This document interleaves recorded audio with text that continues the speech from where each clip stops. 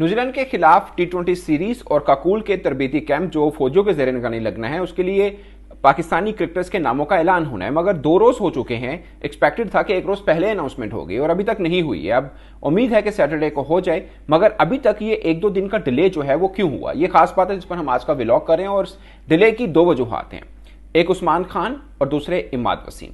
ये 2 क्रिकेटर हैं जो इस डिले की वजह बनी है। इसकी ये खास बात क्यों है, सबसे पहले हम बात करते हैं उस्मान खान की। उस्मान खान अब तक पाकिस्तान सुपर लीग में जब तक मैचेस हुए, मैन ऑफ द मैच है या सेंचुरी की, उनसे पूछ हुई कि आप पाकिस्तान के लिए खेलना चाहते हैं, तो उन्होंने बोला कि नहीं, मैं यूएई के लिए ही खेलूंगा। मगर बिल्कुल लास्ट में आके उन्होंने एक इंटरव्यू में कहा कि अगर मुझे कहा जाए तो मैंने अपने फैमिली से मशवरा किया, तो उन्होंने बोला कि ठीक है, आप पाकिस्तान के लिए खेलें, ये ज्यादा ऑनर की बात होगी कि आप अपने देश के लिए खेलें। तो मैं पाकिस्तान के लिए खेलने को तैयार हूं। इससे पहले, उनके इस इंटरव्यू से पहले, पाकिस्तान सिलेक्शन कमेटी ने कहीं पर उनको कंसिडर नहीं किया था। ये मैं बात आपको कंफर्म बता रहा हूं और हतमी बात बता रहा हूं, क्योंकि पाकिस्तान सिलेक्शन कमेटी भी सोच रही थी कि ठीक है, वो खेलना ही नहीं चाहते हैं, यूएई की तरफ से खेलना चाहते हैं, तो ठीक है। और दूसरी खास वजह जो अभी तक अनाउंसमेंट में नहीं आ रही, कि उस्मान खान को अगर आपने पाकिस्तान टीम के लिए अनाउंस करना है या कैंप के लिए अनाउंस करना है, तो फिर आपको जो न्यूजीलैंड के खिलाफ सीरीज होगी उसके लिए भी आप अनाउंस करेंगे। जाहिर आप उनको बोल रहे हैं कि भाई अब यूएई का छोड़ें, पाकिस्तान की तरफ से खेलें, तो फिर आप उनको कुछ देंगे ना। और फिर ऐसा ना करें कि आप काकुल के कैंप के लिए तो नाम डाल दें, जब न्यूजीलैंड के खिलाफ होम सीरीज हो आप उनको ना डालें। अब उनको अगर डाला जाए तो कहां खिलाएंगे? वो ओपन करते हैं या 1 डाउन करते हैं, इवन के 4 डाउन भी खेलें, तो अब अपना आप ट्रैक देखें। आपके पास बाबर आजम, मोहम्मद रिजवान, साइम अयूब और फखर जमान, इन चारों में से किसको हटाएंगे और उस्मान खान को लाएंगे? एक जगह बचती है, वो है 5वां नंबर, कि 5वें नंबर पे आप उस्मान खान को बारी दे दें।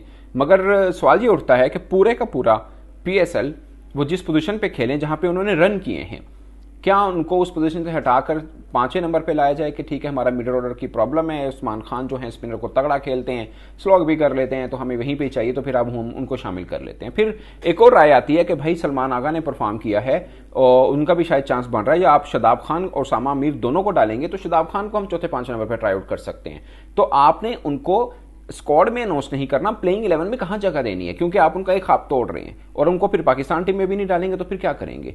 तो प्रॉब्लम यहां पे आ रहा है। असल में बॉल जो है उस्मान खान ने पाकिस्तान सिलेक्शन कमेटी के कोर्ट में फेंक दी है कि भाई मैं तैयार हूं, अब आप बताएं।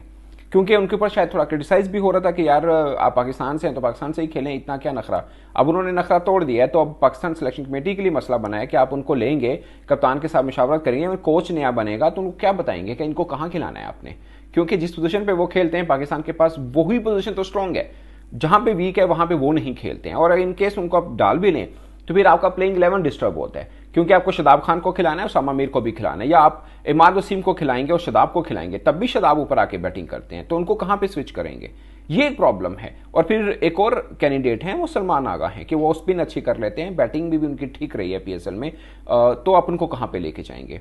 अभी मैं आजम खान को नहीं डाला क्योंकि उनको नाम कंसिडर शायद ना हो वर्ल्ड कप स्क्वाड के लिए या टी20 सीरीज के लिए। तो फिर ये बीच में जो गैप है इसको कौन फिल करेगा? आपको सिर्फ ये नहीं है कि 15 के स्क्वाड में डालना है फिर खिलाए नहीं, और बाद में पाकिस्तान का हालात जो हमेशा वो गिला करते रहे कि पाकिस्तान का कुछ पता नहीं, आप एक टीम में है अगले टीम में ना हो, और बाद में सब भूल गए और वो कहीं का ना रहे, ना इधर के रहे ना उधर के, तो वो उनका क्या बनेगा?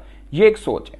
तो दूसरा इमाद वसीम ने तो कह दिया कि ठीक है जी, मैं रिटायरमेंट जो है वो, मैं अगर मुझे क्रिकेट बोर्ड कहे तो मैं वापस ले लेता हूँ। उस पर चीफ सेलेक्टर ने भी उनसे बातचीत की है और शाहीन अफरीदी भी इस चीज़ को रेडी हैं कि हाँ ठीक है, इमाद वसीम अच्छा खेलें तो इनको ले लेना चाहिए।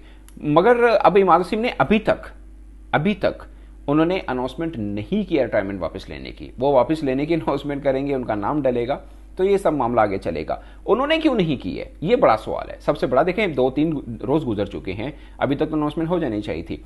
वो पाकिस्तान क्रिकेट बोर्ड को भी तो कुछ चाहिए, ये ना हो क्योंकि बीच में कोई सीरीज नहीं है, अगरचे उन्होंने वर्ल्ड कप के फौरन बाद 100 लीग खेलनी है, तो वो खेल सकेंगे क्योंकि वर्ल्ड कप गुजर चुका होगा। मगर पाकिस्तान क्रिकेट बोर्ड उनका नाम अनाउंस करें, बाद में वो कहें कि मैंने सारी लीगें भी खेलनी है, भाई ये मत कहना कि मैं लीग ना खेलूं, क्योंकि इसी वजह से तो उन्होंने रिटायरमेंट भी पहले अनाउंस की थी कि ना मुझे टीम में ले रहे हैं और मैं लीग भी ना खेलूं तो मैं फिर कहां जाऊं, मैं फिर लीग ही खेलता हूं। तो अब अगर वो टीम में आ जाते हैं तो फिर पाकिस्तान का तो फार्मूला ये है कि भाई आप पीएसएल के अलावा सिर्फ 2 लीग खेल सकते हैं, और इमाद वसीम को ये मंजूर नहीं है। वो चाहते हो सभी लीग खेलें, क्योंकि आप वो वनडे तो खेल नहीं रहे, वो टेस्ट तो खेल नहीं रहे हैं, वो पाकिस्तान की टी20 में खेलेंगे और आगे फिर चैंपियंस ट्रॉफी की वजह से सब वनडे मैचेस होने, अगरचे वर्ल्ड कप के फौरन बाद पाकिस्तान ने ऑस्ट्रेलिया में 3 टी20 मैचेस भी खेलने हैं। और पाकिस्तान का बीच में एक टेस्ट सीरीज भी आ जाती है। उन्होंने 100 लीग खेलनी है, उसके बाद बाकी कनाडा लीग होती है, बिग बैश भी वो खेलते हैं और इधर उधर काफ़ी लीगें हैं। फिर उनका फ्यूचर क्या होगा, तो इस पर भी एक सवाल का जवाब देना है जो पाकिस्तान क्रिकेट बोर्ड को देना है। तो कुछ मामला हैं जो अब तक तय नहीं, तो नाम सब डिसाइडेड है कि इनको होना चाहिए, कि इनको नहीं होना चाहिए। ये कोई रॉकेट साइंस नहीं है कि जिसके ऊपर 2 दिन गुजर चुके हैं, क्योंकि एक दिन पहले की खबर थी, मुझे मालूम है कि नाम अनाउंस हो जाने थे, मगर ये बीच में ये 2 चीज़ें पड़ी हैं जिसकी वजह से सब मामला रुक गया। और उम्मीद है कि शायद सैटरडे को अनाउंसमेंट हो जाए और ऊँट की करवट बैठे, क्योंकि ये 2 बड़े पेचीदा मामला है जिनका जवाब दोनों तरफ से खुल के सामने कंक्रीट आंसर नहीं आ रहा। तो दोस्तों, इस पर आपकी क्या राय, अपनी राय कमेंट के सोचने जरूर आएगा। मित्र, सब तक के लिए इतना ही, इजाजत दीजिए, अल्लाह हाफिज़।